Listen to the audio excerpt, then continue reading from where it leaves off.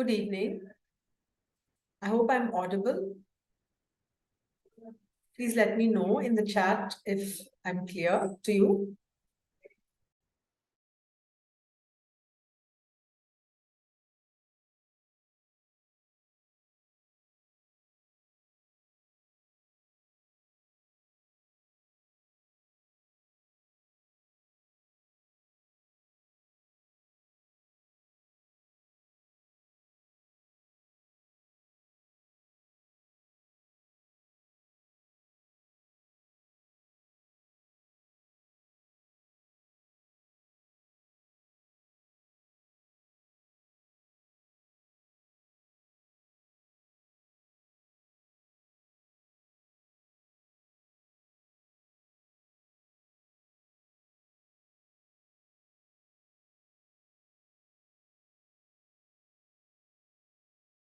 All right, thank you so much for that.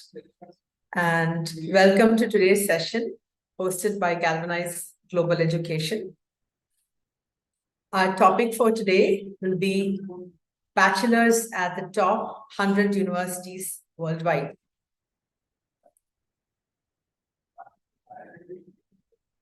So what are we going to cover in today's session?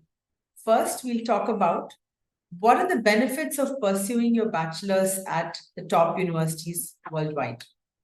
Next, we will look at what international universities look for in their admissions process. In other words, when a lot of students apply to schools abroad, on what criteria are these universities going to decide which students, which applicants to accept and which applications to reject? Next, we're going to look at how to navigate the journey of pursuing your applications. In other words, what is it that you do as a student, or for that matter, as a parent who's supporting their child? What is it that you need to do in order to increase your chances of acceptance at the top universities? And we'll also cover what are the different places and areas or fields where you can pursue your bachelor's, and what are the different countries, and what is the return on investment. So I hope these topics will be helpful for you. And now I will begin with a quick introduction about myself. I'm your host for today. My name is Pavithra, and I'm a co-founder of Galvanize Global Education. So I did my undergrad in India, even though it was my dream to do my undergrad abroad. My parents at the time would not allow me, and therefore I had to go for my master's abroad, and I was fortunate to get accepted to Stanford University with a 100% fellowship. And it has been my dream to scale my journey to for the next generation. So that is why I'm part of Galvanize and what inspired me to found the company, right? So next, in terms of my experience, after my time at graduating from Stanford, I worked in the Bay Area in Silicon Valley for some time, and then I came back to India. And a part of my journey, I founded 2 edtech companies. At Galvanize, we have designed and launched mobile apps that have more than 1 million downloads. And I'm very happy to say that I have guided hundreds of students successfully to study at top universities around the world. And this feels like a full circle for me because I have been on that journey myself as a student, and now I'm helping the next generation of students to fulfill that journey for themselves. So this is my brief introduction. And now let's dive into our session for today. So bachelors at top 100 universities. Firstly, why would you want to study at the top universities worldwide, and what makes them different from the universities in your home country, depending on the audience that we have here today? Firstly, the faculty that teach in these universities. Now, you do know that in different economies, people aspire for different professions and vocations. And in the US, if somebody is really an expert in their subject, they would love to do more research in it and probably teach it to the next generation as well. And therefore, the best of the best often become professors in a particular department. Therefore, the faculty are experts. They don't navigate to college teaching jobs simply because they couldn't find another job, right? Only the best are selected for the faculty role. Next, you get to be in diverse fields of study. Often, the universities will let you choose your field of specialization after taking courses in different areas. And sometimes you can major in certain areas, you can minor in certain areas. And therefore, you can actually combine and get a level of expertise that you otherwise may not normally have been able to. For instance, nowadays, a trend that I see is that students wish to go deep into a domain and also equip themselves with a tool. For example, biostatistics, right? You apply the tool of statistics to the field of biology, or majoring in economics and minoring in data science. That helps you apply the skills of data science into the field of economics. Therefore, you can pick different areas of study and blend them together. And this is something that universities abroad are very, very flexible with. Thirdly, the level of practical learning that you get when you study abroad is amazing. Just to give you an example, how many of you have studied in your home country for your undergrad? And if you can share in the chat box as to what your experience was. So, how often did you study?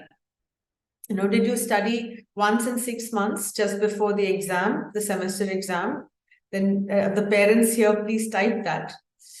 And how many of you studied throughout the term? Now, this is a very, very important point, because a lot of times, and I can speak for the example of India, many colleges here conduct exams once every 6 months, and the grades that you get on those exams are what count towards your GPA. Whereas this is not the kind of atmosphere that you can expect once you join the professional world, right? No manager is ever going to ask you once you join the job market. No one is going to ask you to not do anything on the project, not start on it for the first 5.5 months, and then just 2 weeks before the deadline, now start working on it. That's never going to happen in the real world. But then 4 years of undergraduate education in most colleges in India, unfortunately, trains us and makes us feel as if that's the way to learn. And whereas abroad, you will find that, especially in certain countries, and we will come to countries later, the curriculum is set by industry experts. Often people who invented or discovered or pioneered these domains would be the ones who have influenced the curriculum. There's heavy faculty and industry interaction, and therefore what you learn is also extremely applicable to the industry once you once you graduate. And at the same time, the method of teaching is very practical. For instance, you will be having quizzes throughout the term. You will be doing your homework regularly, and the concepts that you pick up in your homework is what's going to be tested. And therefore, and often during the exam, they will let you bring notebooks or material to the test. Not because you can directly use them, because you can answer well on the test only if you have understood the concepts thoroughly, right? So there are many differences in the education itself, and those 4 years you will deeply learn. You can immerse yourself, and the pedagogy and the teaching methodology and the way it's so practical, it's completely different, I would say, than most undergraduate experiences in India. So what would be another benefit is the amount of funding that these universities have.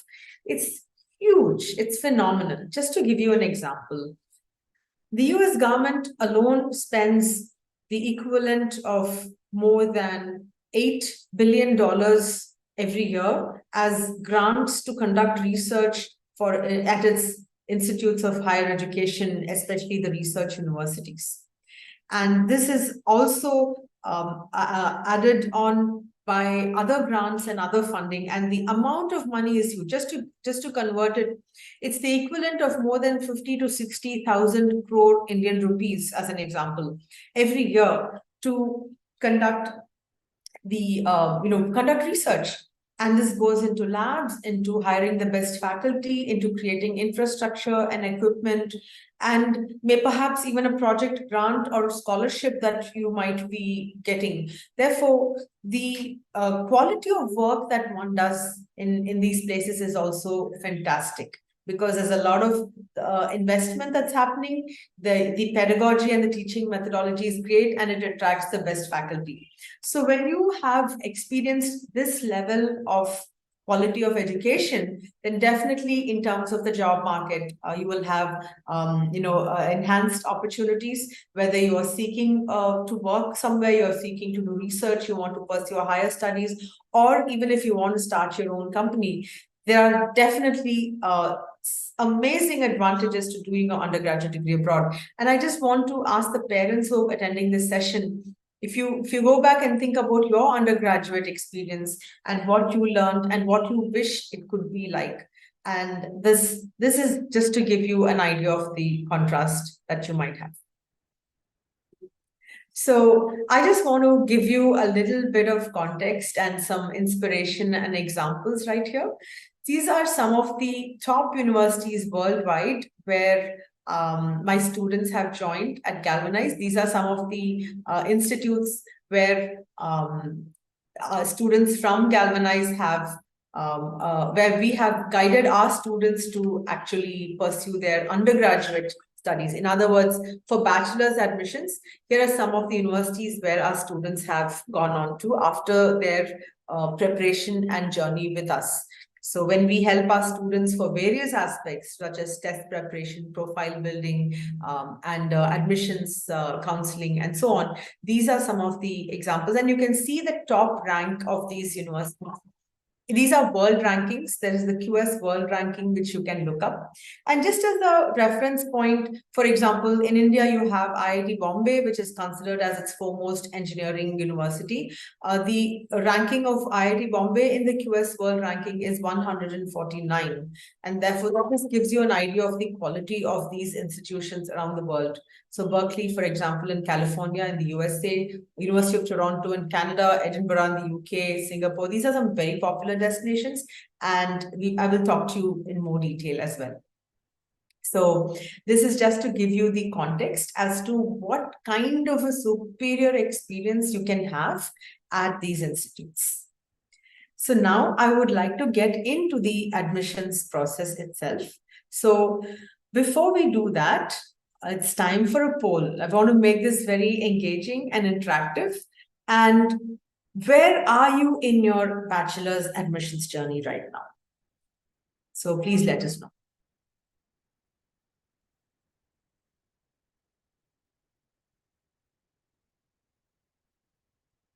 Are you exploring whether you want to do your bachelor's abroad at all? Are you thinking, yes, you want to study abroad, but you will start taking action when the time comes?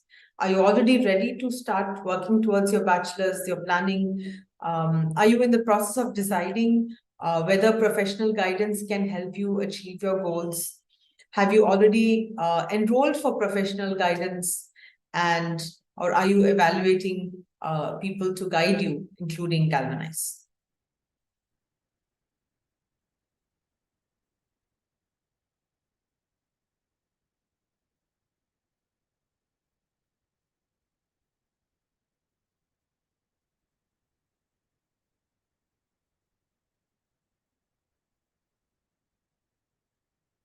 Let us give a few more seconds to anyone who has still not responded.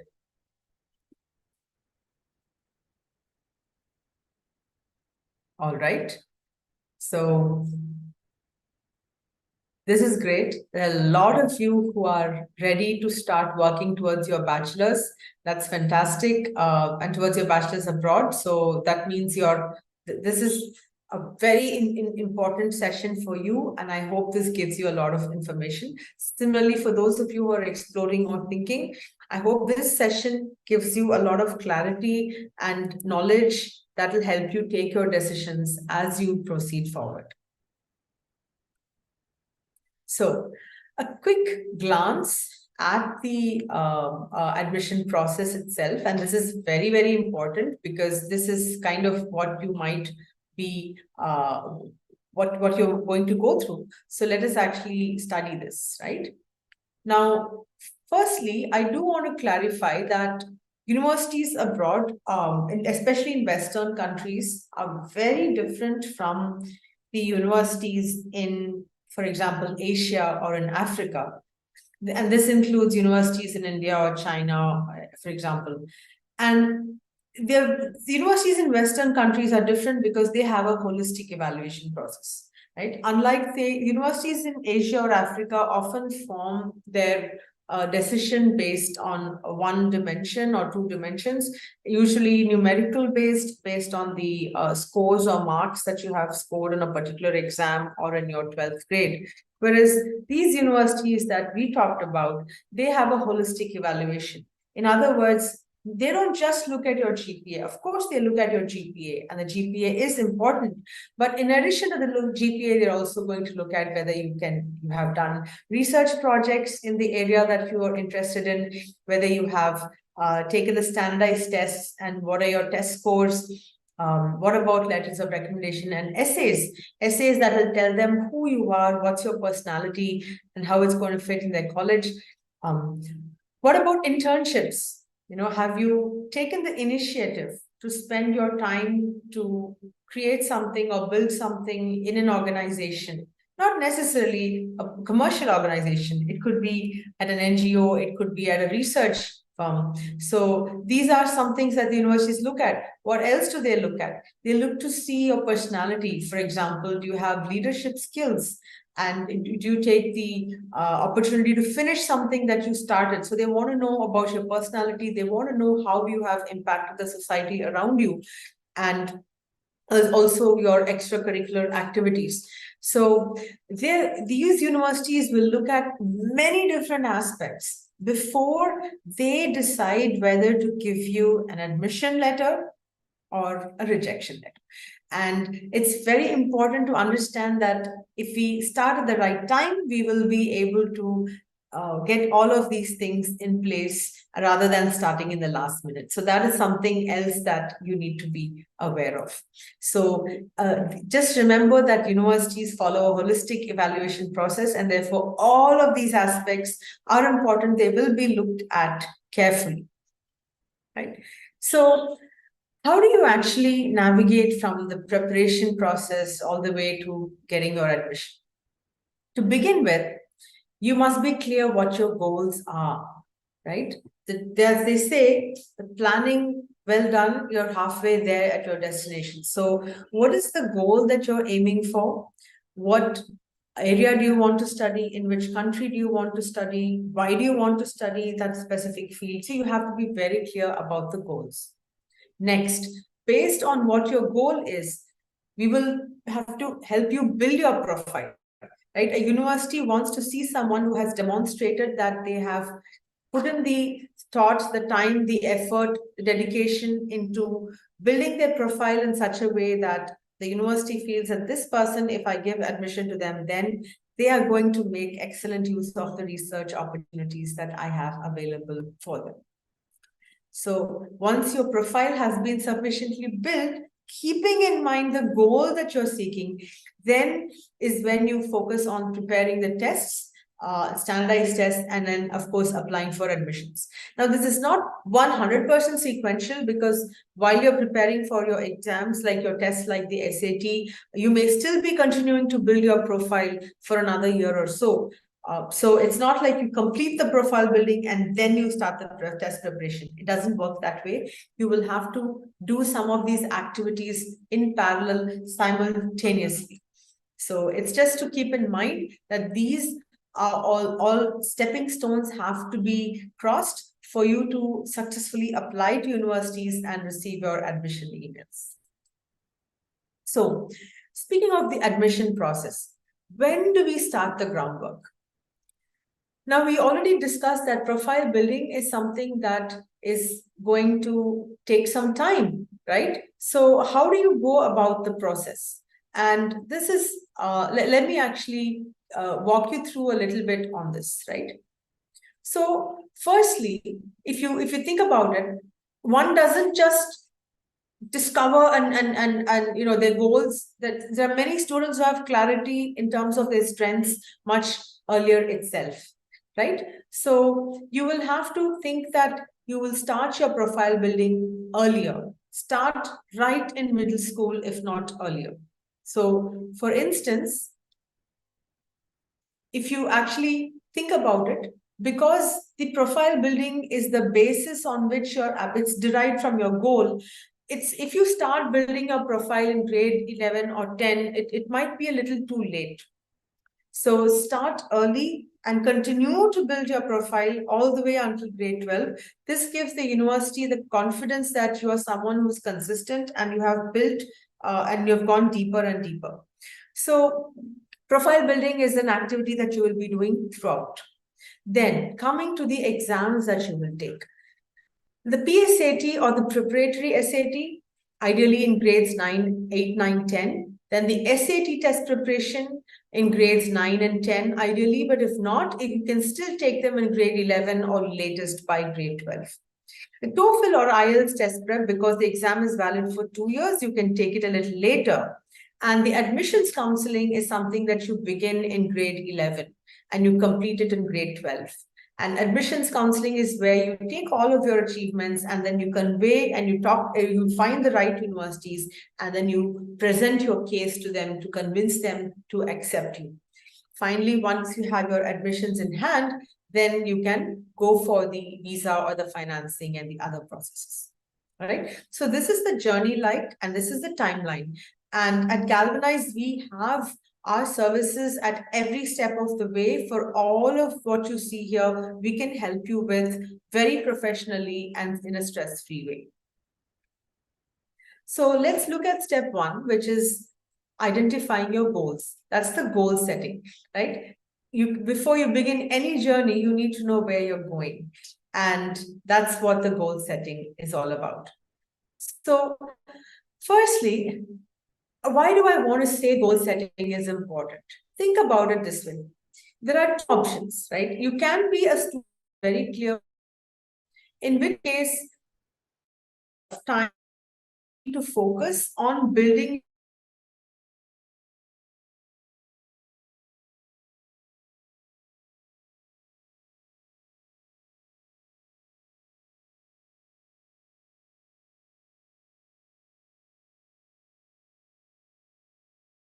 and then you can build your profile on top of it and demonstrate a lot of depth. Now, suppose you're not very clear about your goals, and it's okay to not be clear, at least in middle school, right? But you can still build your profile because you can try out different things. You can try out different areas. You can do projects in different aspects. You will try different extracurricular activities, various opportunities, right from debating or research or science, acting, performance, sports. Try different things, and then after 2 or 3 years, you will have clarity. Okay, these are the activities that I'm doing well and I enjoy doing, and these are the activities that I'm ready to drop, and I don't think I'm going to be maybe just a hobby, but I'm not going to build my career out of those. So try and get that clarity and use your time very, very wisely. Right? So just to give you a little bit of advice for parents and students. Now, many of us, especially students in high school, don't have much knowledge about career options. So it is very easy to say, okay, so-and-so, my cousin did that, so I'm going to do that. Now, whatever your cousin or your neighbor's auntie, uncle, son did, it's for their decision based on their strengths. You have to take your decisions based on something that you love doing. Find pick a field of specialization that you enjoy, that gives you a lot of satisfaction, and at the same time it must be something that you're very skilled at. It comes naturally to you, you enjoy doing, you're good at it, and there is opportunity in the world for this particular area. So the world needs this, needs and can benefit from people. That means there's always going to be a market for that. There will be people who will pay you for your skills. So pick something in the center, and this is ideally what your career or your goals have to be aligned to about. Right, so this is what they need to be aligned on. So it's a Japanese term called ikigai. So pick something that you love and you're good at and what the world needs. And you can try different activities to see which of those really appeals to you. So how will you discover what you're really good at and what you enjoy doing and what the world needs? So that is where Galvanize comes in. We can help you discover your goals, beginning with a career assessment test, which we will understand not just we will not just recommend careers, but we will actually understand your personality and your traits which come naturally to you and which you're good at, and we will try and map them and show you the logic as to why we have come up with these recommendations. Next, based on your skills and personality traits, we will brainstorm as to what are the different fields in which you can specialize in with subjects that you can take for your undergraduate degree or in school to help you towards your goal. So 3, once you have identified your goal, we will work on plan. We will work on a clear timeline that you can do throughout the year, where you will build and you will do activities that will build your profile, that will give you the foundation and the depth and demonstrate a keen interest in the goals that you have identified for yourself. So we will come up with a plan for you, and then we will also help you identify places and opportunities for projects, for research, for internships, based on the actions and the activities that you need to take to help to build your profile to meet your goals. So you can see the whole sequence, right? And this also includes social impact activities. Now, ironically, in countries in Asia and Africa, often people are quite focused on their own individual needs or their family's needs, and not everybody gets to see how can I impact my community at the school level. So we will help you find ways in which you can enhance the experience and add value to your community and society as well. And this is a very important quality that universities abroad are rightfully look for. So as you can see the sequence, it's about identifying and brainstorming on how to build your profile, what is the timeline, what activities you should do to strengthen your profile in order to achieve your goal.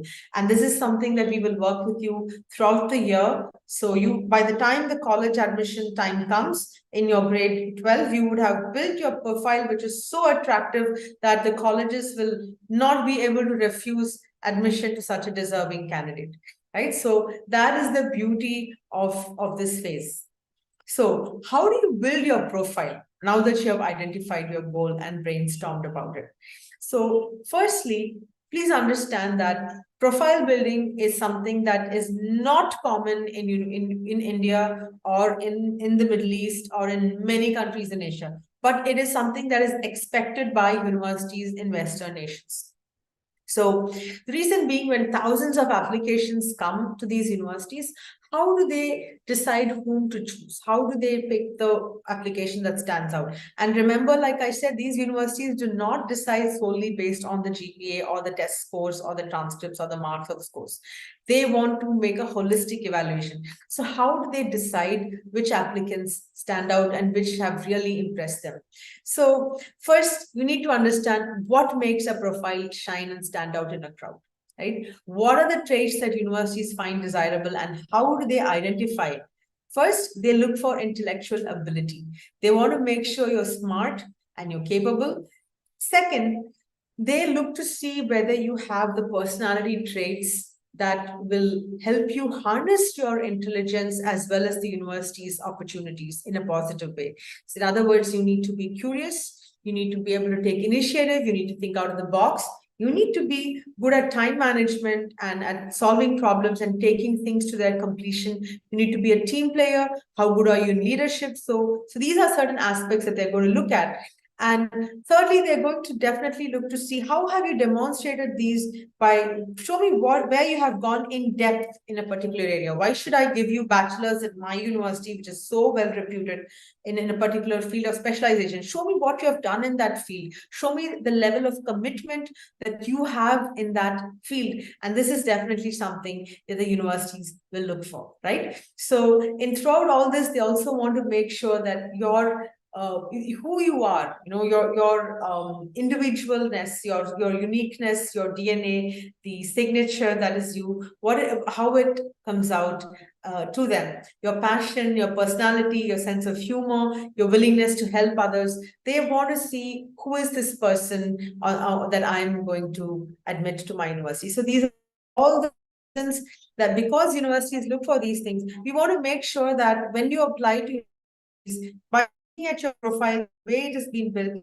these traits are readily apparent to universities, right? So how do you actually go about building a very common problem that we see every day at Galvanize is that, especially in India, in Asia, in Africa, a lot of high school students, they may get good test scores or do well in their class, distinguish themselves are looking at. They don't want bookworms alone. They want people who can who are a lot more than just one-dimensional. They're looking for a spike or two. They're looking to see how you stand out. So how do you bridge this gap? Firstly, you can do research projects in the area in which you want to apply for your field of specialization in your undergrad or the department in which you want to apply. Secondly, internships. And these internships can be in different organizations. There are organizations, and we will connect you with these organizations or at least guide you to apply to them. Then you can do leadership activities, you can do volunteering, community service, and there are many ways in which you can build build your profile. And of course, if you're very good in certain extracurricular activities, perhaps maybe it's a sport or it's music or it's theater or or maybe you're a creative writer or a dancer. These are definitely aspects that you can shine, and it has to be very, very impressive at a level that goes way beyond a hobby, right? You should have really excelled at it at the city level or the state level, and then that really helps as well, right? So I'm going to give you a case study. I'm going to walk you through the actual history of one of our students. And this is a student whose dream was to study biomedical engineering for her bachelor's degree. And her dream university was Johns Hopkins, which is the #1 university in the entire planet for anything that is related to medicine, biology, so on. So anything in these fields, public health, health and medicine and biology related, it's the world's #1 university. And that is where she wanted to do her bachelor's degree. So quite lofty, but you can see how she went about it methodically as we guided her, right? So the student's desire was very clear. She had a good academic profile. She had a clear goal that this is what she wanted to do. But there were gaps in her profile. And as we went through her profile, what we identified was that while she had other activities such as research, such as extracurriculars or social impact and community service, there was a gap in terms of research activities. So we helped her select certain programs and apply to them. And that is how she was able to bridge the gap. For instance, we helped her to apply to a research project under a PhD mentor who's actually a PhD student at an Ivy League university in the US, right? And Brown is an Ivy League university. So in this project, over 16 weeks, she worked with a student who's in the biomedical engineering in her department at an Ivy League university, who would guide her to do the project and to do the research and to write it up and to help her publish it. right? So you can see what a unique experience this is. This is not something that many students do even in their college. So if a student were to be able to do it in their school, then definitely it helps the profile stand out. What else did she do? She took up a research project under a professor at the Indian Institute of Technology, Madras, or IIT Madras. And again, this project was also very interesting, and it was related to her interest in biology. Thirdly, she did a healthcare systems program at Johns Hopkins University itself. So the university could know through the way in which she attended the program that, okay, this is it's a certification that, okay, this is one of our sincere students. So this way we helped her bridge the gap, and the results are fantastic. She managed to achieve her dream university. She got accepted to Johns Hopkins, which is the world #1 university for biomedical engineering. So the reason I'm taking you through this case study and kind of giving a pause here and letting us digest this is to show that because the admission decision is not just based on the marks or scores, and universities look at a variety of things, it is not something we can achieve overnight. You'll have to identify the gaps, and you have to get the guidance how to fill the gaps and do it at the right time in your schooling, and only then we are going to get the results. This was an example of our profile building package that we offer students who aspire to study abroad. Next, we have looked at identifying the goal. We have looked at profile building. Now let's come to the test preparation, which is step 3. And I will walk you through the alphabet soup of the different exams that you will need to take. Before I do that though, I think this is a perfect time to dive into our second poll. Do you have plans to take any of these standardized tests? If so, which test do you plan to take? Are you even aware of the test? Have you already booked the test maybe? Have you completed taking the test? Or have you decided, no, I'm not going to take the test? So let me give you a couple of minutes on this.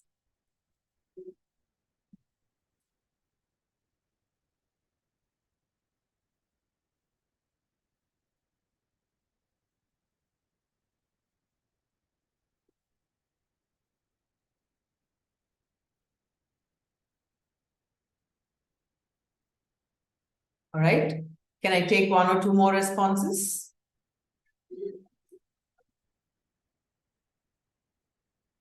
Wonderful. 80% of you are actually planning to take the SAT or the ACT. That means you're planning to take them, but you've not yet prepared for them, and you're not ready to take them yet, but you have prepared for them. And some of you have also booked the test, which means you're already undergoing the preparation. Some of you have not heard of these exams, and therefore it's going to be very useful to you what I'm going to say next. So let's dive into the SAT and the ACT exams. So these are so-called entrance exams. They're used by most colleges and universities abroad to measure your readiness for college. But having said this, it's very important to know that the SAT or the ACT are not selection exams the way you may be used to in your home country. So, for example, in India, where I come from, the SAT not the SAT, but the SAT is actually is rejection test, whereas in India you have selection tests. Let me explain. If you do very well on a test, you get excellent scores, then you're just going to be admitted to the college, depending on certain other numerical parameters. But if you do poorly, then it means they're going to reject. But if you do very well, then they accept you. That is totally not the case when it comes to universities abroad. For them, these exams are rejection criteria, they're not selection criteria. In other words, if you do poor these exams and you do really poorly and it's below their cutoffs, in some cases they have a concept of a cutoff, then they will not consider your application for the next stages. But just because you do exceptionally well on these exams doesn't mean that they're going to immediately give you admission either. You may get a full score on the SAT, and the college will still want to review everything else about your application, including all the other things we spoke about, such as your projects, internships, extracurriculars, and of course your essays and so on. So these scores are just a rejection criteria, but they are extremely important because a top score can influence the university to give a very deep look at the rest of your application. So let's dive into these exams a little bit. I'll take up the SAT. So the SAT is now digitized. It used to be a paper-based exam, but now it has become a fully computer-based exam. And it consists of two sections. There's the English section, which is split up into reading and math, reading and writing, and then there is the math section or the quantitative section. So the reading and writing section takes a little more than an hour, and the math section as well, and that's for 70 minutes. So the interesting thing is it's not just universities abroad, but also Indian universities, lots of them, 40 and more, counting. By the time you're in the session, it might be 60, might be 100. These accept the SAT for Indian nationals. So if there are any of you here, this test is going to open up options for you, not just abroad, but also in India, right? Now, during COVID, there was a period when some of the US universities were not or they decided to make the SAT optional, and they said it's okay, you don't have to take the SAT, but now these universities have started reinstating the SAT. In other words, they require you to take the test and send them the scores before you apply. And these are top US universities such as Harvard, MIT, UT Austin, Dartmouth, Yale, Brown. These are all Ivy League's exceptional universities, and they want to see your SAT scores, which means it's very important that you prepare well for these exams and you do it well. So a quick look at the SAT versus the ACT. Both are relatively equivalent exams. It's enough if you take one of them. You do not have to take both these exams. And they are roughly of the same duration as well, 3 hours. However, the number of questions on the SAT is much lesser than the number of questions on the ACT, which means you have more time per question on the SAT than for the ACT. They are also conducted by different organizations. They have different scoring scales. And at this time, I would like to point out to my team here at Galvanize that the scoring scale for SAT and ACT has been interchanged. It's the SAT that has a scoring scale of 400 to 1600, and the ACT has a scoring scale of 1 to 36. And I would love for them to rectify that on the slide as well. Both exams are offered multiple times a year, and that is what is something that you see on the last row. It is not the scoring scale, it's the number of times the exam is offered in a year. But I hope this gives you a context about these exams. And now it's time for me to share with you that 70% of our students at Galvanize Global Education have scored higher than or 90th percentile on the SAT. Percentile means out of every 100 students, how many students performed worse than you. For example, if your percentile is 93, it means out of every 100 students, 93 performed worse than you. So what's the highest possible percentile? It's not 100, it's actually 99. Because it means that out of every 100 students, 99 performed worse than you, and therefore you're that one on the top that makes the 100, right? And it's a fantastic achievement for us. We're very proud of the fact that 70% of our students have scored above 90th percentile on the SAT. Here are some of our top performing students.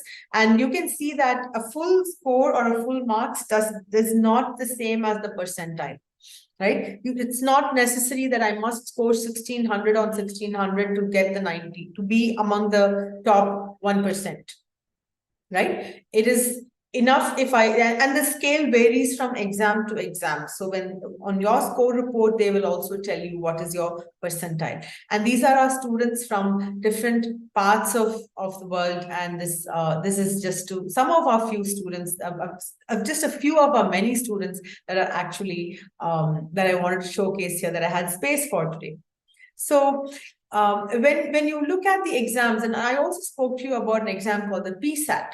So the PSAT is like Think of it like a preparatory SAT or a preliminary SAT, right? It's like a trial run that gets you ready for the actual SAT. So you can take this in your 8th or 9th grade if you're taking your SAT in your 9th or 10th grade, right? So you can take it a year or two, but there's no point in taking the PSAT after you're already in the 11th grade. You've got to take it in your 8, 9, or 10. It gives you a lot of familiarity with the exam, and for both students as well as parents, it'll help you understand what the exam, the SAT might be like, what the experience might be like, and where are the areas where you're weak in, especially say certain parts of the verbal or certain parts of the math, and then you can use the time that you have to prepare better on those areas for the SAT, right? So the fact that it identifies areas of improvement and what are your strengths is a very useful advantage of taking the PSAT exams.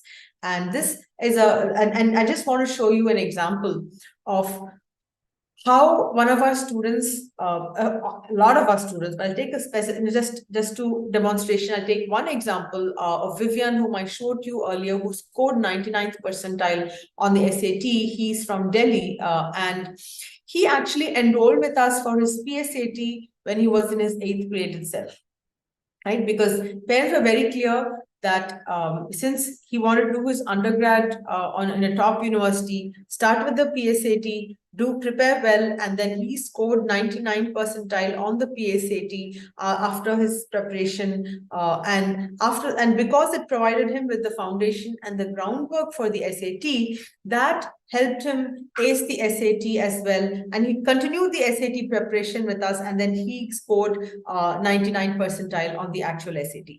So this is just to give you an idea of how the PSAT is a foundation and the SAT is a really important test, and how you can sort of take them together to actually build out your profile.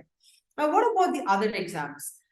I'm sure you've heard of the IELTS or the TOEFL, and these are exams that you will, and if you haven't heard about them, please do let us know in the chat.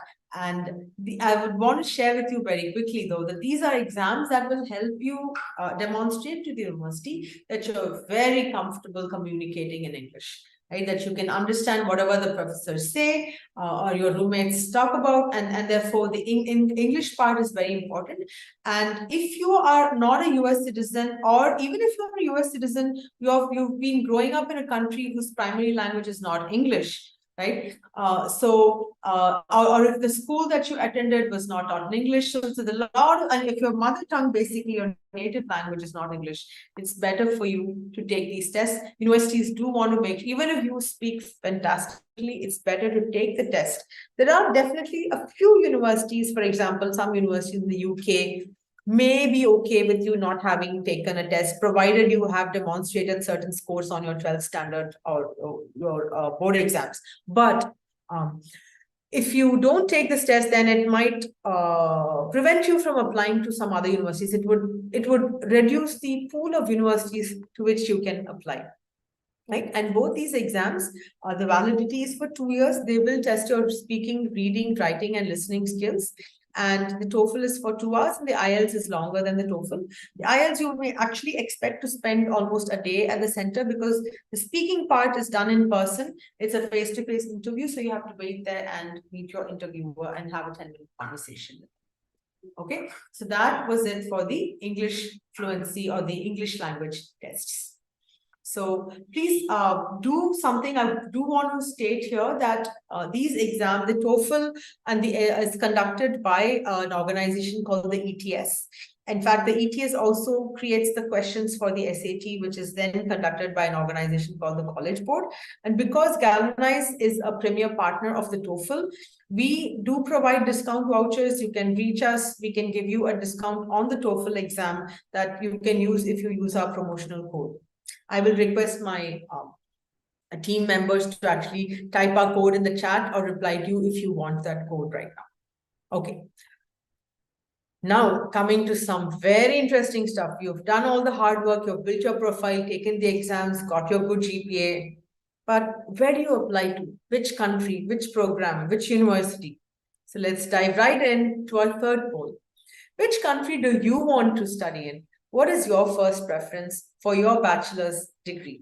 Remember, we're not talking about your master's degree or a PhD degree or an MBA degree. We're specifically talking about your bachelor's degree. So we're waiting for you to answer. What is your first preference for your bachelor's? Is it India or your home country? Is it the US, the UK, Canada, Germany, Australia? If there's any other country you don't see listed here, perhaps the UAE or any other country, please type it up in the chat box.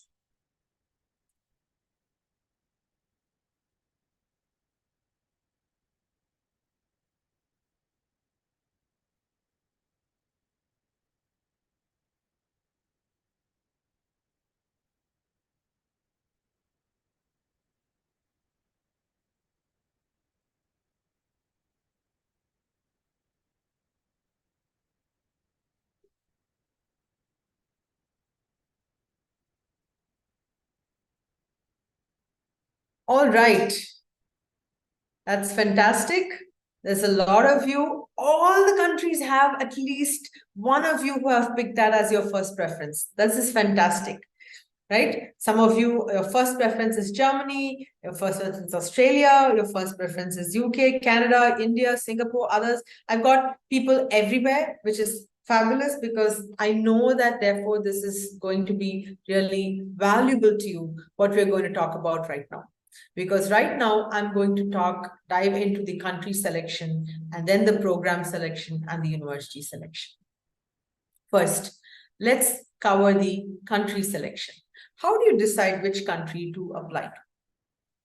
Now, to begin with, some very popular destinations are the US, the UK, Canada. These are Western nations. They have a lot of advantages in terms of the language, the economy, and the job opportunities available. And then, of course, you have Australia, Singapore, Germany, and these all except Germany, you do have to learn German for you to be comfortable living there or studying there for 4 years, right? But for Australia and Singapore, you'll do just fine with English. And Germany, in fact, has excellent technical schools. If you want to go into any kind of engineering stream, that's a great option for you as well. And then you have more countries, like you have France and Netherlands and Ireland, very popular Ireland. India is also an interesting destination, and I will talk more about that at the end of my presentation. Right? So we talk about the countries. Now, before we get into the programs, there's one very important thing I want to tell you about the country selection. So the question that we asked you in our poll, which country is your first preference? That's actually a trick question because there's nothing that stops you from applying to more than one country. You see, it's always good to keep your options open and see where you get admits, what is the type of admission that you get from different universities in different countries, and then you can decide which one you're actually going to take up. So even if your first preference is to study in India for your bachelor's, you can still apply to, say, the US, UK, and Singapore. And then you can look at your admissions and then you can decide finally where you want to go. Some of our students have done just that. They have applied, they have seen fantastic admits, and then they decided to stay on in their home country, and then they come back to us for their masters. Some of our students applied, they're very clear, I want to go to the US, I want to go to UK, or and they apply, they get the admission, they fly away. So it's totally okay where you want to go, but make sure that you have your choices, so then you can decide which amongst the admissions and the rejections, which one you want to go for. Next, you have the program selection, which is all about what field you're going to study. Are you going to go into STEM, which is science, technology, engineering, mathematics? So are you going into a STEM field? Are you going into the business and management side of the world? Accounting and finance and marketing and management and organizational behavior and so on? Or are you going into the arts and the humanities? Right? It's very important for you to decide which of these is your calling. And again, the secret is it doesn't have to be just one.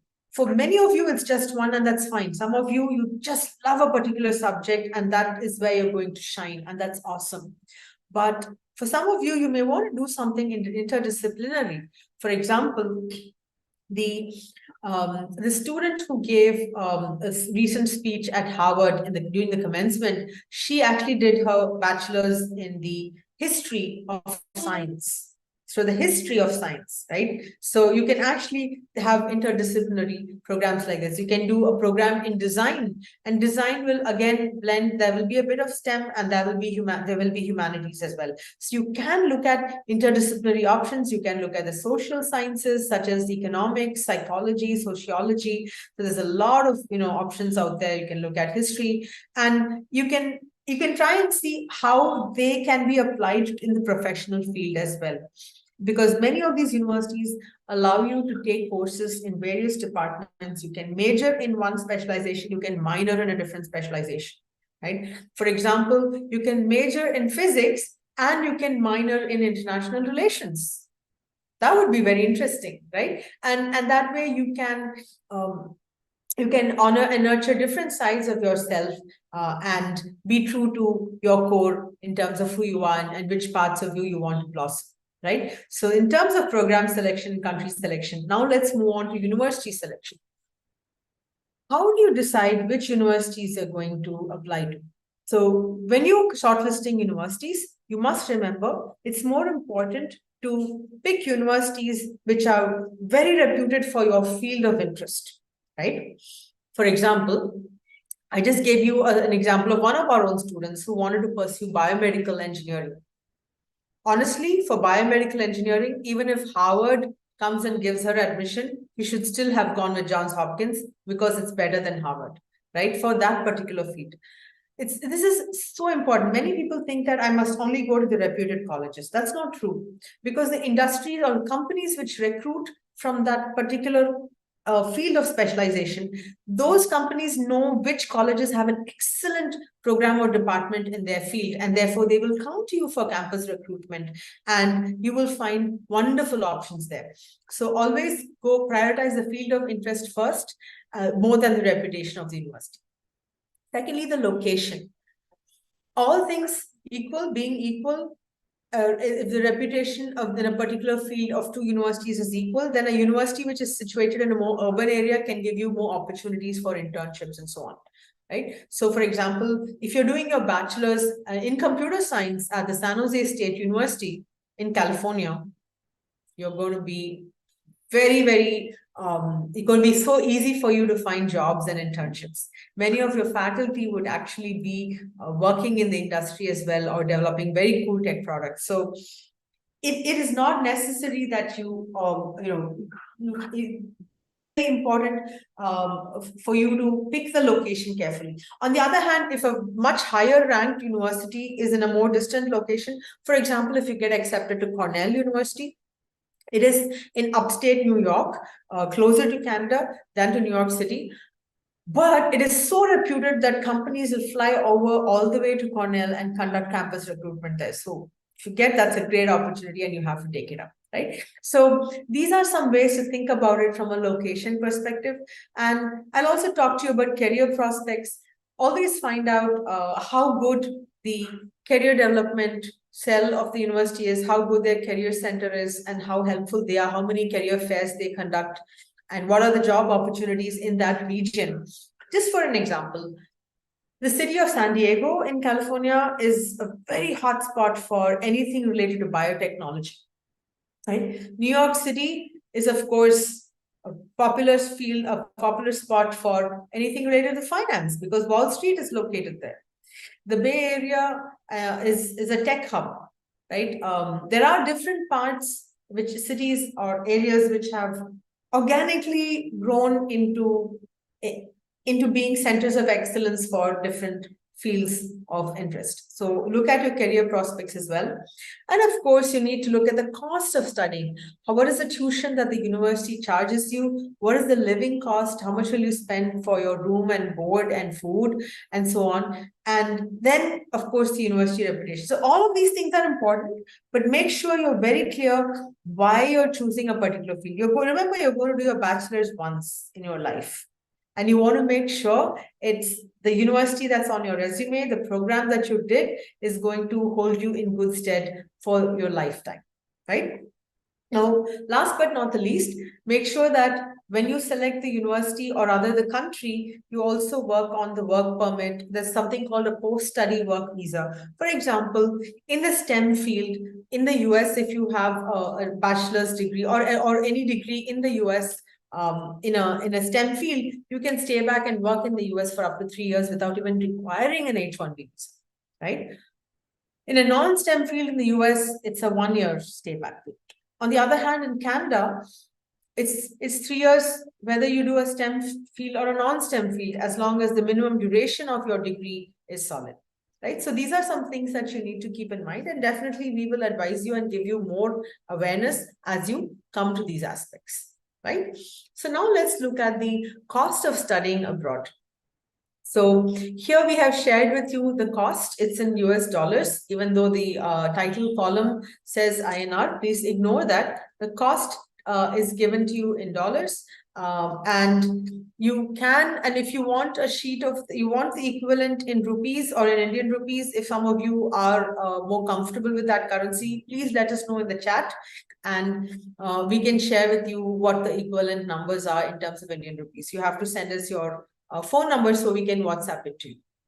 Okay, so you can see that the tuition fee has a wide range depending on the university, which part of the US or which country it's or the country it's located in. There's a wide range of fee for the university. Public universities are usually cheaper than private universities, right?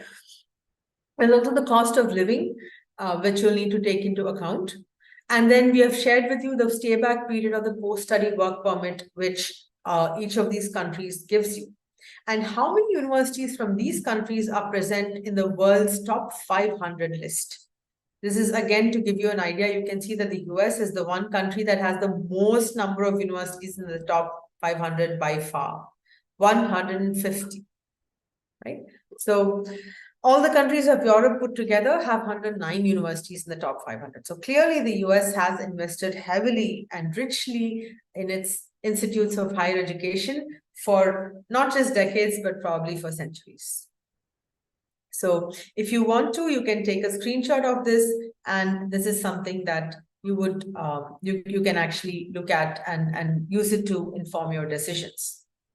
So now that you've looked at countries and programs and colleges, let's look at the essays. The essays are a very, very important part of what you submit. And for some of you, you may, for example, those of you who want to major in the arts, could be music or drama or theater, you may need to also submit a portfolio, right? So where they can look at your creative process.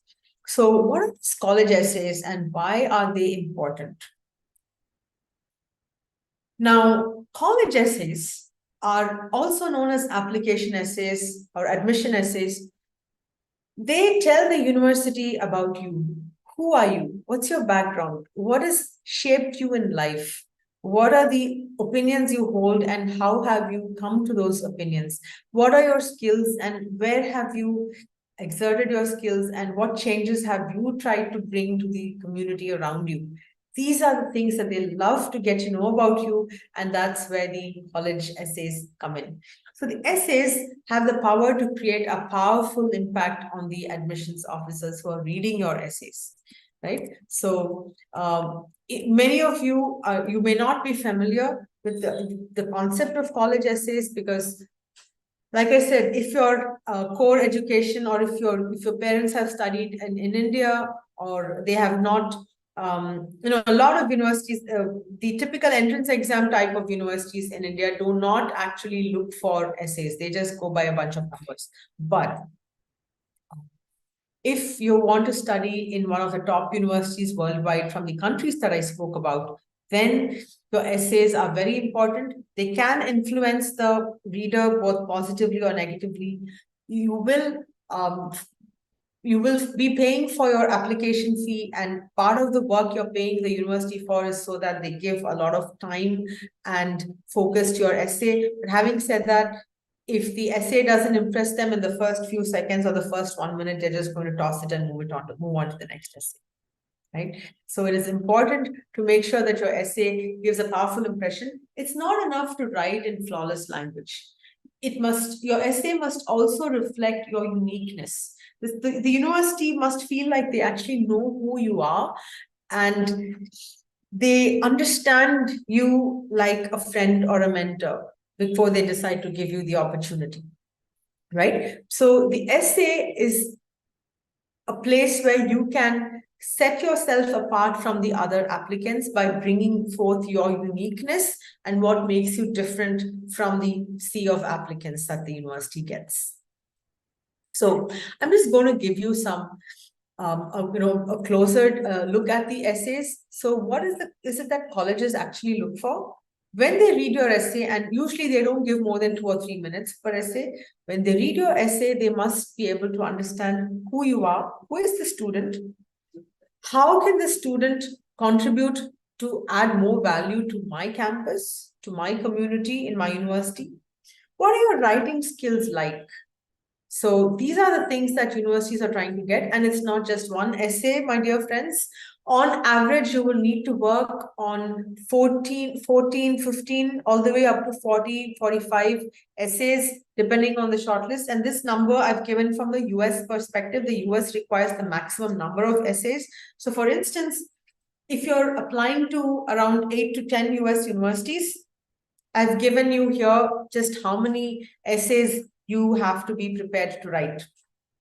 So there is the Common App essay, that's just one essay, and then there are a whole bunch of other essays.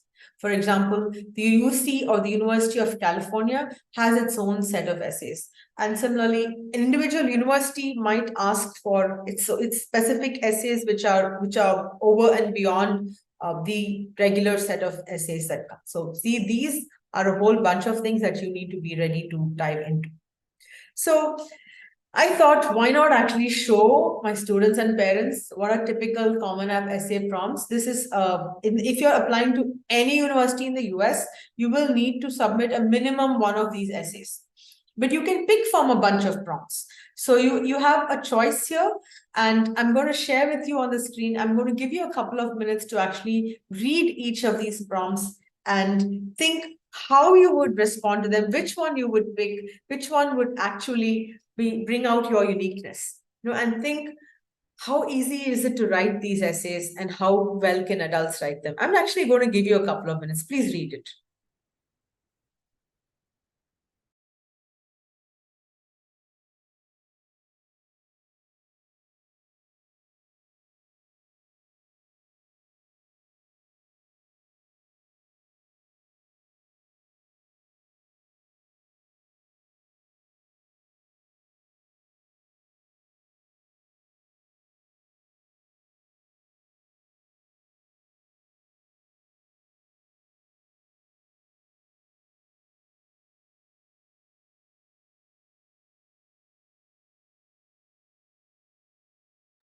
All right. How was that experience? Please let us know in the chat. Which of these prompts, the first, second, third, fourth, you think you will write about? Which would bring out your uniqueness? And how would you go about writing? And these are just some of the prompts in the Common App essay. It has 7 prompts and you pick one of them. And individual universities will have their own questions as well. So, it is like something that you can see by the way these questions are written, that the university wants to get to know who you are, and they don't just care about your marks or scores alone. Right. So let me give you some examples of additional essays. Like I said, to the US, you may end up writing anywhere between 15 to 45 essays. Let's look at some actual essay questions. University of Chicago, for example, one of the #1 universities in the US for humanities, asks, if you could give any one historical figure, any one piece of modern technology or equipment, what technology would you give and to whom? And how do you think they might change the course of history with it? There is no right answer, there is no wrong answer, but by answering this question, university will know what you think about and what you care about and how you express yourself. NUS, one of the top universities of Singapore, that's in the world's top 500, asks, what does it mean to you to be intellectual? What idea or topic or subject are you most intellectual about? And what does quote unquote being intellectual about it entail? What does it mean in this topic that you're intellectual?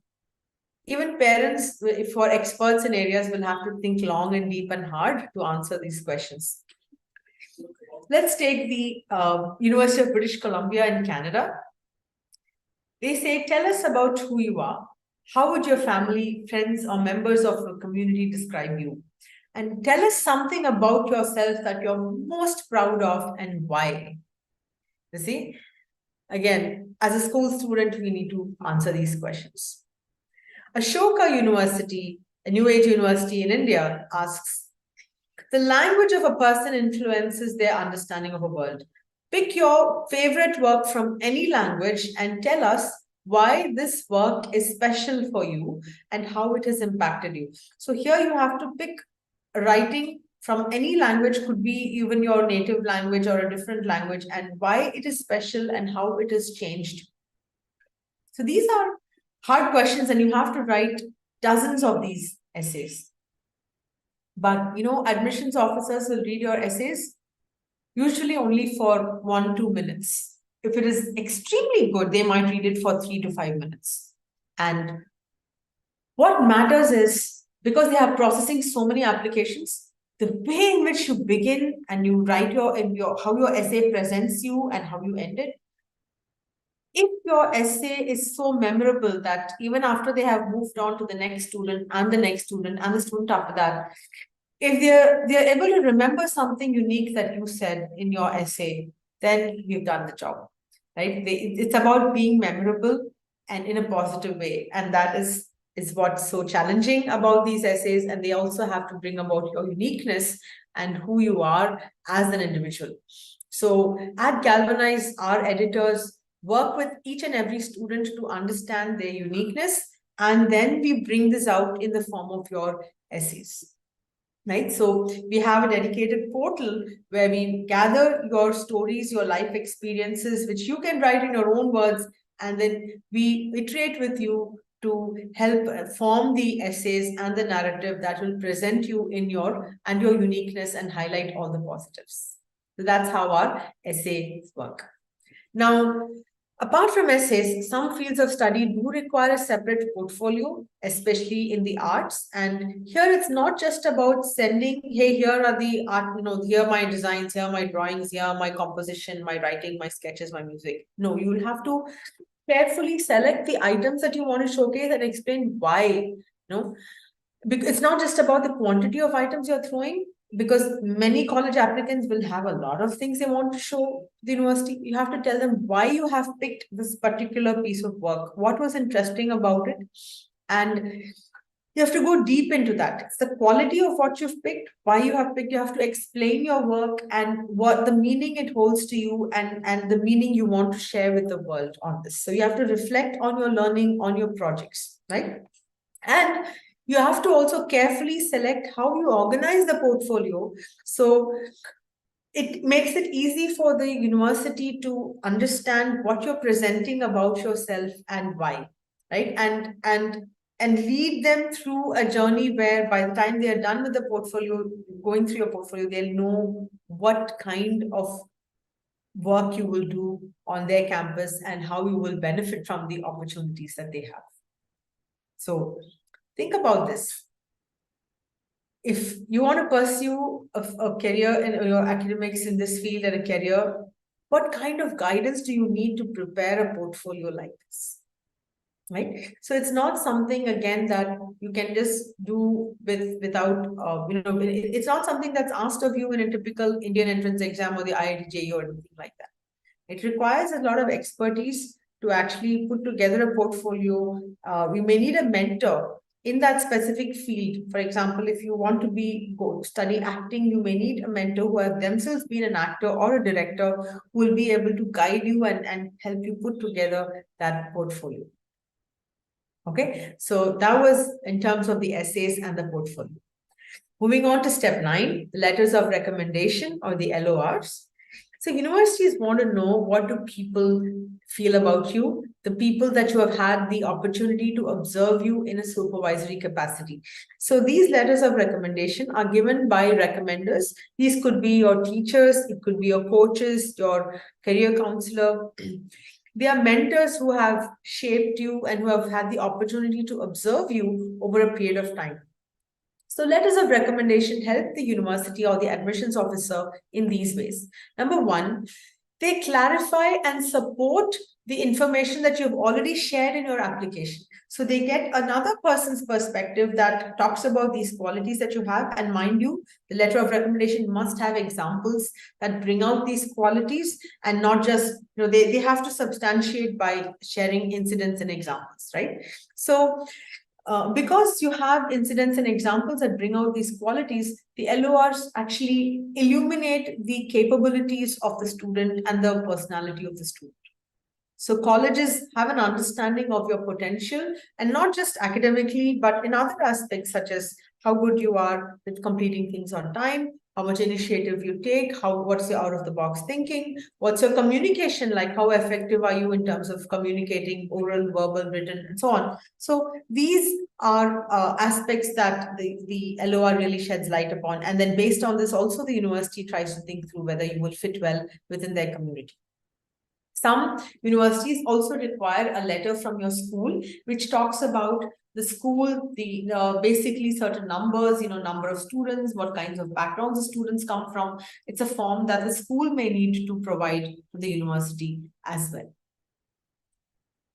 Step 10, funding and scholarships. Well, we know the education is going to be fantastic. We know the return on investment will be fantastic, but how do you fund the education? So, well, firstly, let me walk you through the common sources of funding. Well, you definitely have scholarships, which are given to very meritorious students that this university wants to attract. Second, you have education loans, where a financial lender will actually lend you the money and you have to pay back the loan. And third are savings or family funds. So obviously, most students want to see, and most parents as well want to see, how can my child get a scholarship, right? So you have higher chances of scholarship if you have an exceptional profile and high test scores and high academic scores. So your exam marks have to be fantastic. Your college essays have to be impressive. Remember what I told about the essay being memorable. Even after they moved on to the next student, they want to remember what you said in your essay. Have outstanding letters of recommendation. I've done cutting edge projects and internships, lot of good writing, your quality of your research, publication, and especially the research is very important, because that is what they would want you to demonstrate the capability to do once you actually land there. Which brings me to share something I'm so proud of, because at Galvanize, 70% of our students have received an average scholarship of $40,000 for their undergraduate degree. This is for their bachelor's degree. I'm not even talking about the master's degree. Our bachelor's degree students have received such high scholarships. Here I'll share with you a few such examples, and you can just see which university they went to, what is the scholarship that was given to them, and I will talk to you in more detail about some of these students, what was their profile like, what do they do in order to land this kind of scholarship, and I will cover that in the next few minutes. So, for you to land the outcome that you need, my friend, you have to start early. Why? Because an excellent profile takes time and effort to build. It takes time, right? And remember, profile is not just your marks in one exam. It's your test scores, your GPA, your standardized test scores, your internships, your projects, your resume, your college essays, your extracurricular activities, your social impact activities, your research projects, your leadership skills. Everything has to be put together. It has to coalesce. It has to come together like it has to really fit in, right? It has to bring out the uniqueness of who you are. And you can't just do a whole bunch of random activities all over the place and expect that it will result in a beautifully crafted profile, right? So all of these things matter. And therefore, it takes time, it takes focus, it takes dedication. So here I'm going to walk you through a timeline that you can take in your grade 9, 10, 11, 12. Grade 9, here are some of the activities that you can do, which will start you off. Remember, we know about your goals. We know the kind summer programs, events, competitions based on your areas of interest. Next, grade 10. While you prepare for the board exam, try to see if you can take up a research project in your area of interest or do summer prep or SAT prep or AP courses. AP stands for Advanced Placement Courses. Grade 11, make sure you've taken the SAT in your grade 11. If not, I hope you've already taken your grade 10. Again, do a research project. Now you can pick a proper internship. A company or an organization may give you an internship. Understand the application process, what the university expects. Brainstorm which essays you're going to write about. And if you like, now is a fabulous time for you to visit campuses and universities and see which ones you like and also build on your certifications. And in grade 12, you have very little time, my friend. You've got to finalize the university shortlist, finalize the essays, get the recommendation letters, submit the applications, because the application portals open up as early as August, September of your grade 12, right? And most of the application deadlines for round 1 or the early deadlines would be over by the first week of November. So this is something very important. Doesn't happen at the end of your grade 12. All of this gets over at the beginning of your grade 12 itself. And that is why you need to plan your time and activities very, very carefully.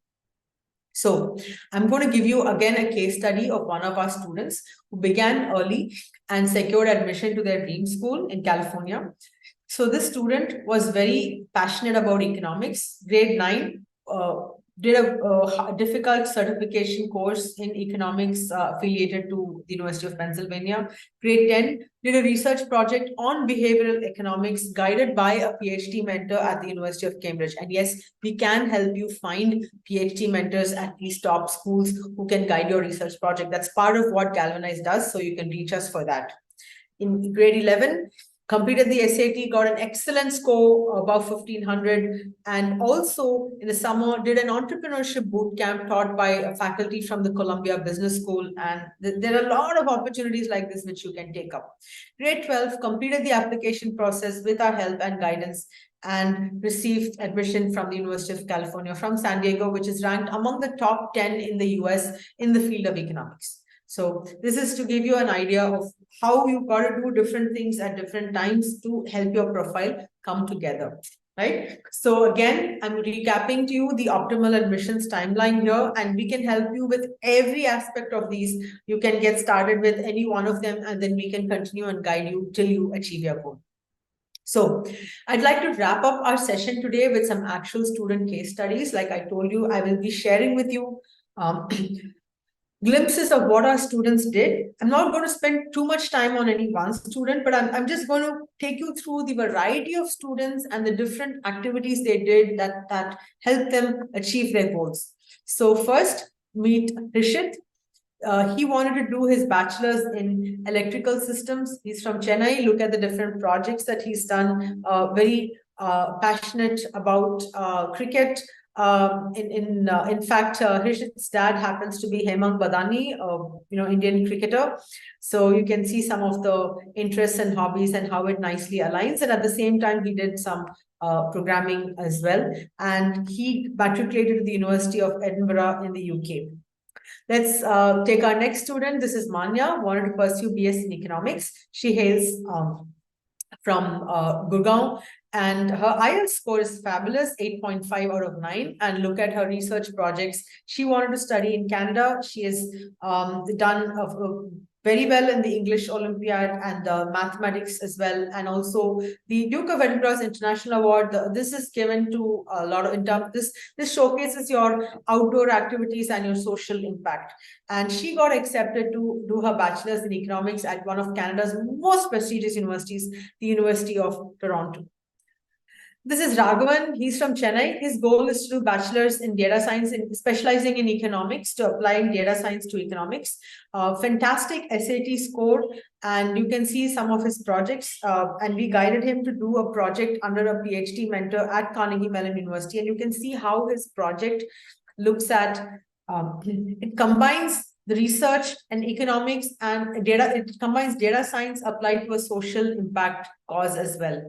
Right? And he got accepted to the University of California in San Diego. Let's move on to Dhruv. And his parents were very encouraging, supported him in his interests. He wanted to do bachelor's in finance and sports management.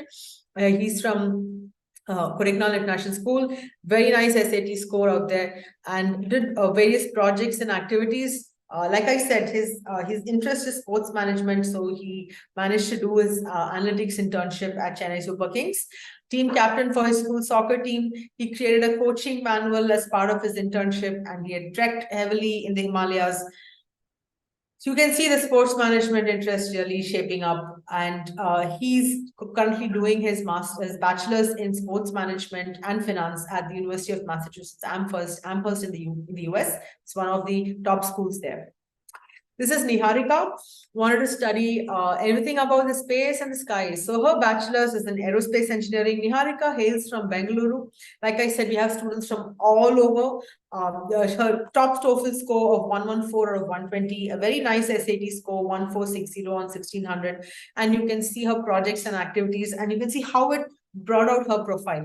She represented South India as the NASA scientist for the day, did a Coursera courses, astronomy certification, University of Arizona, BITS Pilani, plus extracurricular activities in terms of classical dance. And she's now at the University of Illinois, Urbana-Champaign, one of the top universities in the US for engineering, and that's where she's doing her bachelor's in aerospace. Let's move on to our next student, Tilottama. Her passion is English. She's from Kolkata, and she studied in the Delhi Public School there. You can see her projects: winner first place short story competition, top 25 selected for a book on her mini story for competition. You can see her extracurricular activities as well. Passionate writer, wonderful creative writer. Went to Durham University, which is among the top 100 in the world. Now let's meet Vishwesh. He's from Coimbatore, and these are his test scores. You can see that he's more than academics. He's very passionate about robotics and about his field of interest. So he did robotics certification. He did a research program under a PhD mentor at Princeton, NASA scholar. Again, won third place at the World Robotics Contest in China, and he's currently doing his bachelor's at Nanyang Technological University in Singapore. Meet Rohit, also from Coimbatore, different projects he's done. He's interested in machine learning, so he's picked up his projects and activities in these areas. So you can see he's done two fantastic projects in terms of machine learning, and he's doing his bachelor's at Virginia Tech in the Department of Computer Science. Meet Sanjit, again, very passionate about robotics. I think robotics and machine learning are all the flavor these days. And wonderful robotics certification. He built a ventilator, also a chemistry research project, MakeX competition winner, with scholarship, he got accepted to Arizona State University for a bachelor's in robotics. What's very interesting about Sanjit is that he did not do his schooling. Traditionally, he did a diploma right after grade 10. So now I want to share with you some students whose strength is not necessarily research or academics or research. What do they do to distinguish themselves? Meet Vishnu from Delhi. He is fabulous in sports. He represented India in air rifle shooting, and he won the prestigious sports scholarship. And he actually picked the University of West Virginia, where they have a professional air rifle shooting, and he's also part of their sports team. And he won a sports scholarship to attend the West Virginia universities for his bachelor's in computer science engineering. So this is music to both parents and students here, right? You get to excel in your field of interest, and you get to do it in a you make so he has a bachelor's in computer science, but he's also playing his sport and he's getting paid for it. Fabulous deal. So it's okay. Don't worry if academics is not your cup of tea. Make sure that you excel in something very solid. That's your passion.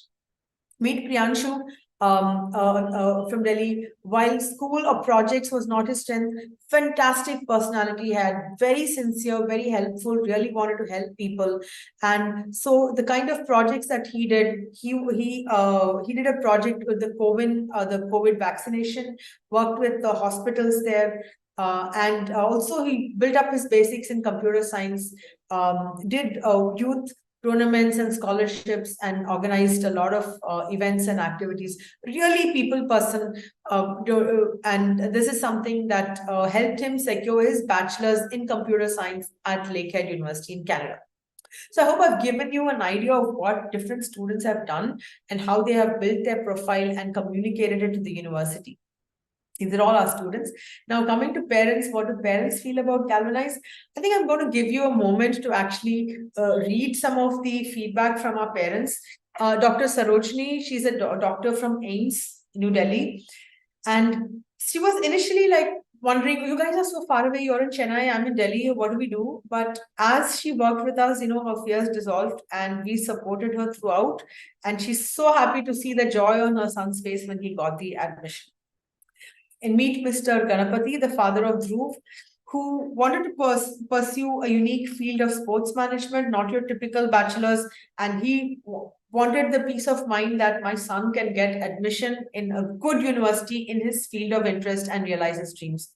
So I'm so happy to share that these are just a few of the many parents who have come back and told us that thank you for being there and supporting our child and us throughout this important journey. Now I'm going to come to you a very interesting topic before we wrap up, which is it only universities abroad that follow a holistic admissions process? That's not true. There are some universities in India which follow a holistic admissions process, just like the top universities in Western nations. These are some of the few, I've just given you a few universities. There are many of these up and coming universities that have a holistic admission process. Their education process is also way more holistic. They do not just look at one dimension. They will also look at the various aspects of your personality and who you are.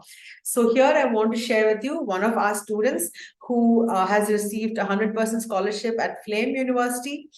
And she's doing her bachelor's in data science and economics there. This is Rituparna, and this is her feedback. And her parents were so happy when they met us, and that really makes us happy. So I'm going to wrap up with a little walkthrough of our organization. What Galvanize Global Education does is that we provide end-to-end solutions for anyone who aspires to study abroad or in any university that requires a holistic admissions process as opposed to a one-dimensional process. So right from building your profile and presenting an impressive case about you to the university, to all the exam preparation that you need, as well as to admissions for all degrees. We do bachelor's, master's, MBA, PhD, you name it.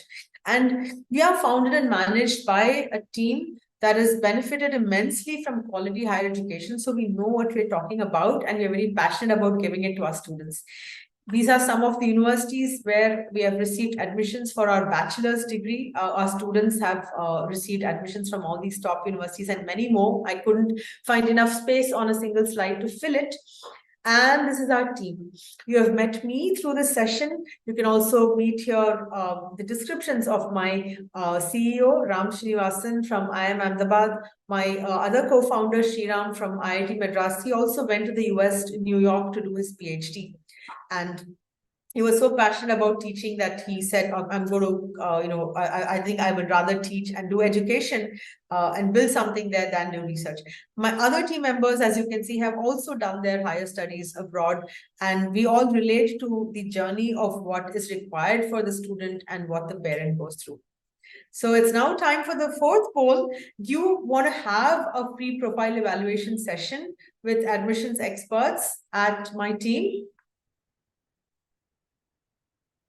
Please let us know your thoughts.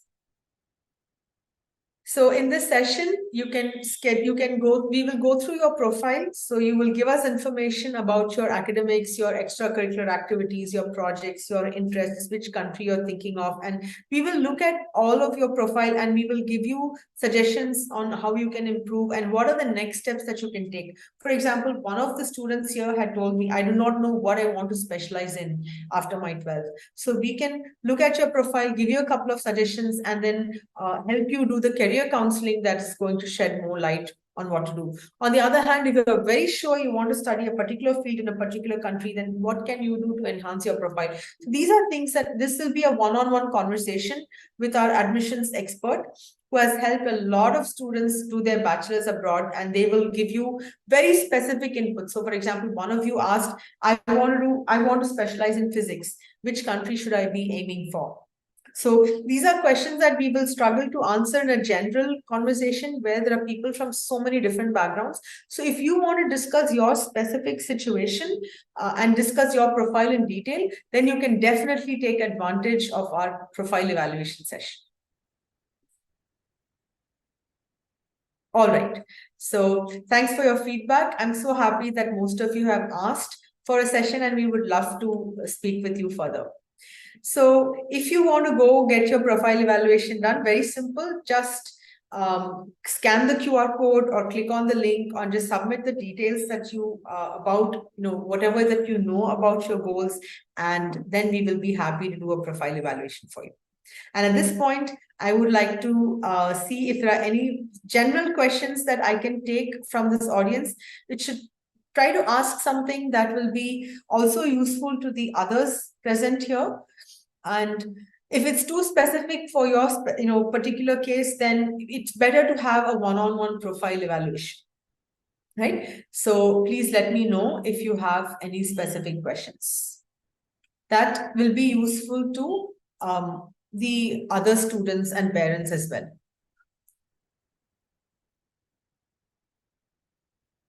Wonderful. One of you was asked, for the US, should I take the TOEFL or the IELTS? To be honest, both tests are very popular across the world, but increasingly the US is more, there are some universities in the US which accept only the TOEFL and not the IELTS, so you're better off taking the TOEFL. Okay, lot more questions. All right, if some of you, would you like to unmute and ask your question or share your video and ask your question? Please raise your hand and we can unmute you. Perhaps then we can have a more interactive exchange. Thank you so much, Amrita, for sharing your feedback, that the session was very helpful and supportive. Rupak wants to know, I'm not sure what to do after the 12th standard. Completely understand.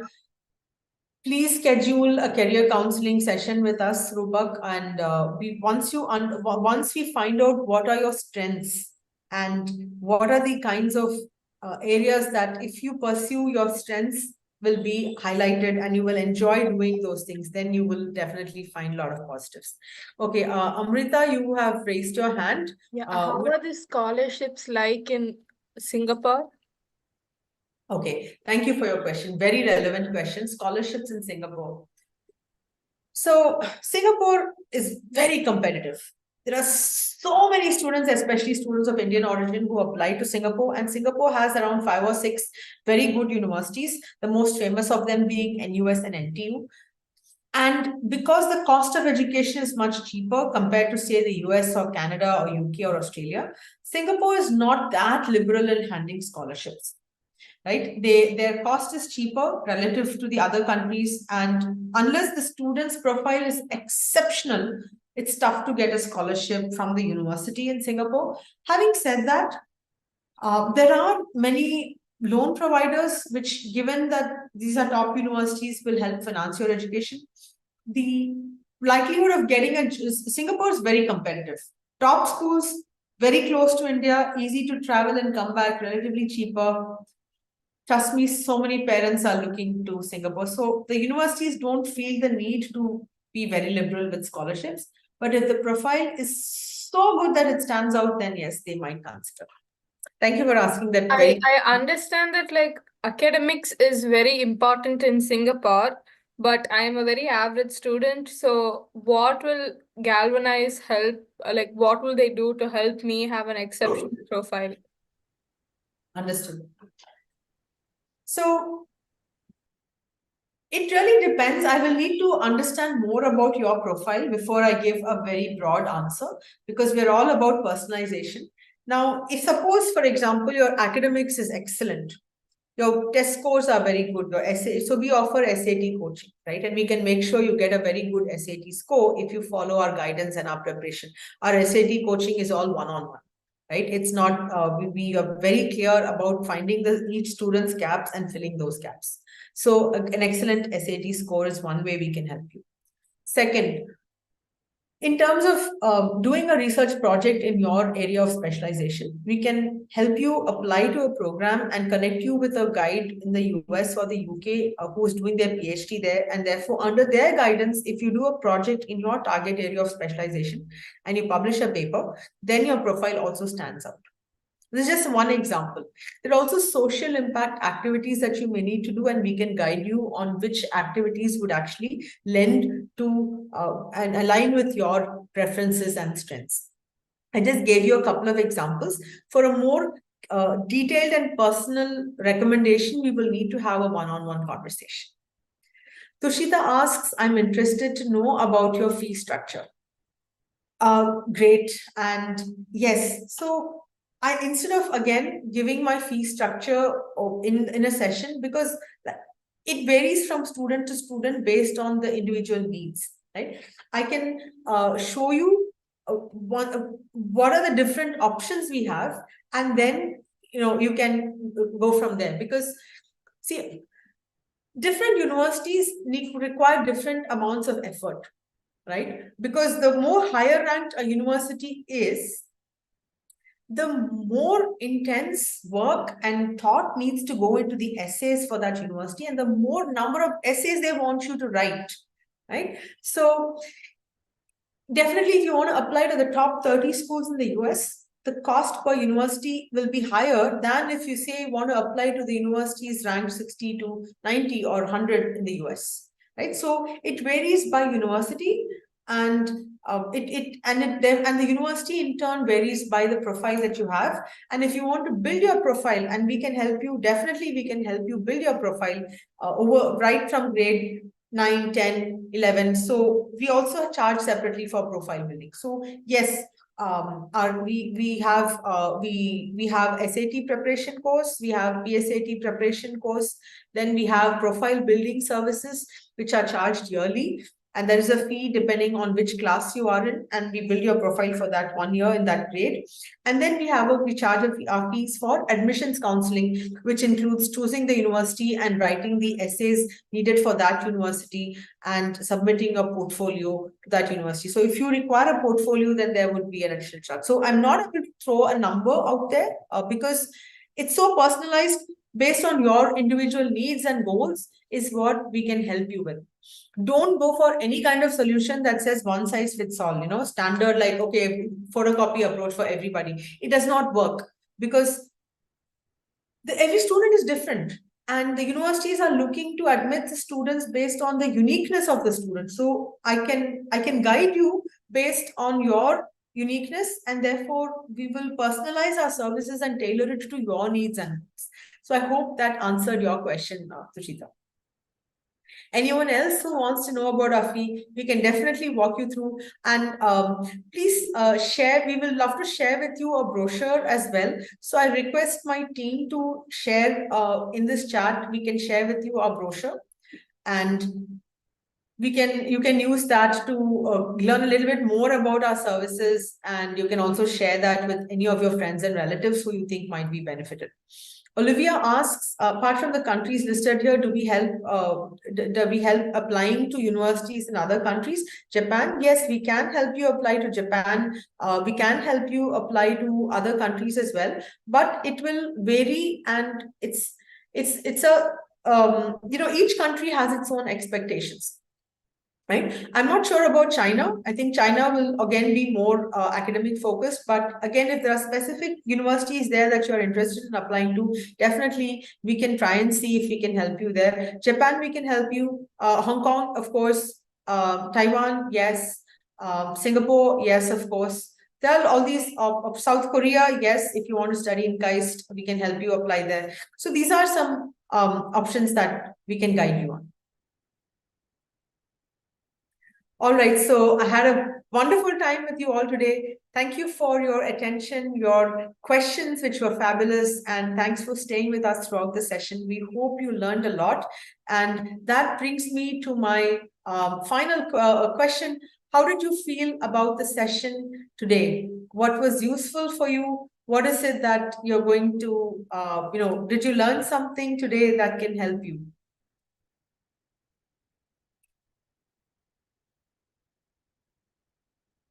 Please let me know how you felt about the session. We spent quality time together.